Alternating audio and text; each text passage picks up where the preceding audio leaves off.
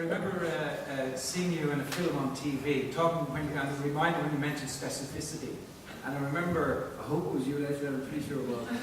I've loads of sisters.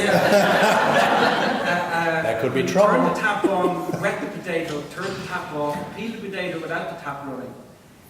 Then turn the tap back on, just give it a quick rinse, turn the tap off, next potato, turn it on. And I just thought with water charges coming in here. But I just thought it informed so much about the character. I don't know if you recall that. I know exactly what you're talking about. I know exactly what you're talking about. It was an improvised film we did, a la Mike Lee. You know who Mike Lee is? Yes, yeah. Well, he was a protege of Mike Lee's called Les Blair. So we improvised the movie into being. That's how he works. So you work for 12 weeks in a purely improvisational situation where your characters are being improvised. Nobody knows what the story is going to be, who you're going to be married to, divorced from, mother of, daughter of, whatever. And you improvise for 12 weeks and then the story comes together and you do it.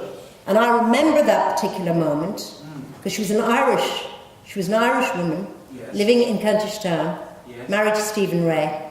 Yeah. And one of the actors, his name, it'll come to me in a sec,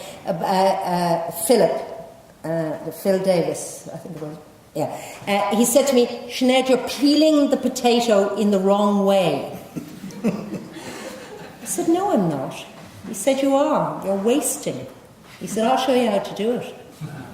And he showed me about, and I thought, God, he's right, actually. I've been doing it the wrong way forever. You peel the potato like that, and you turn on the water with the rinse.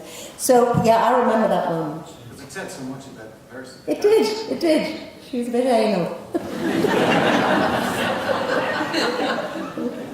But I'm quite interested in this. About many years ago, I did a production of one of my favourite plays, actually, which is The Rivals, the Sheridan play. This was in London, in the Greenwich Theatre, which is there. And there was a very old, very distinguished West End actor called Anthony Price, if you remember him. Very distinguished. And he was playing Sir Anthony Absent.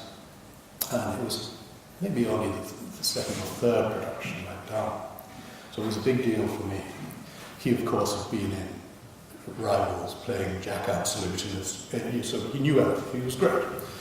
But I thought, a little bit of, we could do a bit of work on character psychology. Look at this, So the first few days of rehearsal, we discussed character, backstories, background, all this sort of thing. And Anthony sort of sat there, saying nothing. And I became aware after about 3 days that Anthony hadn't said anything. And I said, Anthony,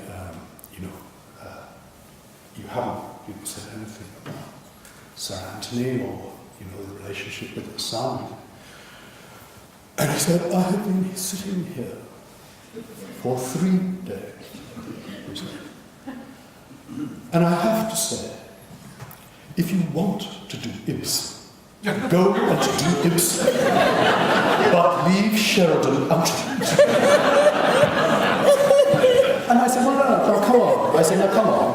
I mean, I'm not, there surely is room for us to explore these. Okay, there are a lot of types, but there are aspects of character, there are complications, psychological complications to be explored.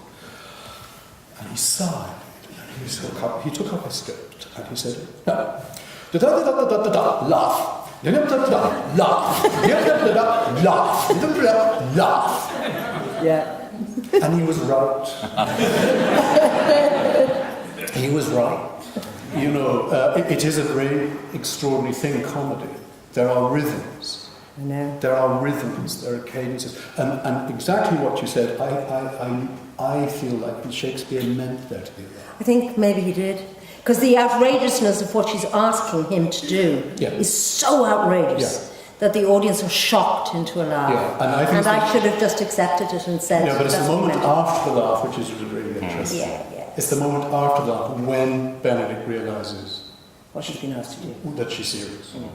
Yeah. That's where the turning point comes. And it's a kind of fascinating thing, really good writing. Actually, it does have structure, rhythm, it does have a shape, and you go against it at your peril. At your peril. At your peril. Because you can really trip yourself up, you know. And you disappear under the language, actually.